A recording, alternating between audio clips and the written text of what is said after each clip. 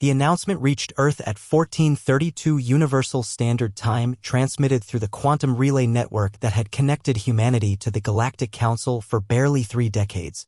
Ambassador Chen Wei stared at the holographic display floating above her desk, the formal declaration written in 17 different languages scrolling past in neat, bureaucratic precision.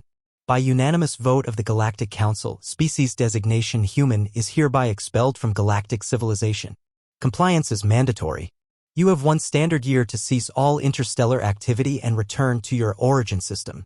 Chen leaned back in her chair aboard the orbital station above Earth, watching the blue marble turn slowly beneath her feet. 30 years of diplomacy, 30 years of trying to convince the galaxy that humanity belonged among the stars, and it had come to this. The other species had finally had enough of human unpredictability and aggressive expansion tendencies.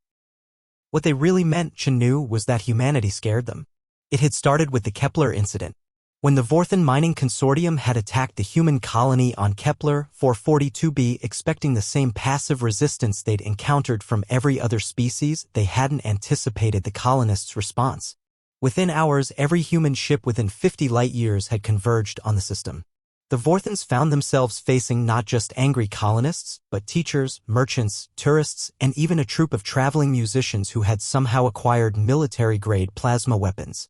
The galaxy had watched in horrified fascination as 1,200 humans in improvised armor charged positions while singing something called the Battle Hymn of the Republic. The Vorthens surrendered within 6 hours.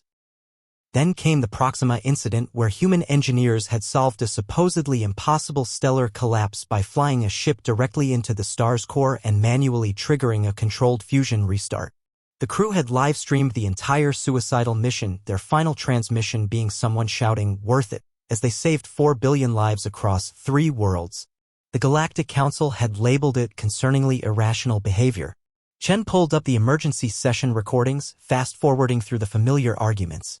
The Zephyrians called humans dangerously unpredictable. The Crystalline Collective termed them evolutionarily unstable. The Void Swimmers, who hadn't spoken to anyone in 2 centuries, had emerged from their dimensional pockets specifically to vote for human expulsion. But it was Chancellor Vex of the Hegemony who had sealed humanity's fate. They are a species that treats death as a suggestion rather than a certainty. They solve problems by breaking reality itself. We cannot coexist with beings who consider suicide missions recreational activities. Chen almost smiled at that. Humans had indeed treated their 3 decades in galactic civilization like one grand adventure. They'd volunteered for every dangerous mission, explored every forbidden system, and made friends with species that others considered too primitive or too dangerous to contact. They'd invented 17 new forms of entertainment, solved 11 unsolvable mathematical theorems, and accidentally discovered 6 new forms of matter while trying to make better coffee. The communication console chimed. Captain Maria Santos appeared on the screen, her weathered face grinning from the bridge of the exploration vessel Wanderer. "So, Ambassador," Santos said, "I hear we're getting kicked out of the Cosmic Country Club." "That's one way to put it," Chen replied. "They want us back in the Sol system within a year. And what do you want to tell them?" Chen looked out at Earth again, then at the data streams showing human settlements across 47 star systems, research stations pushing the boundaries of known space, and merchant vessels carrying human goods and ideas to every corner of the galaxy. "Tell them we said thanks for the head start."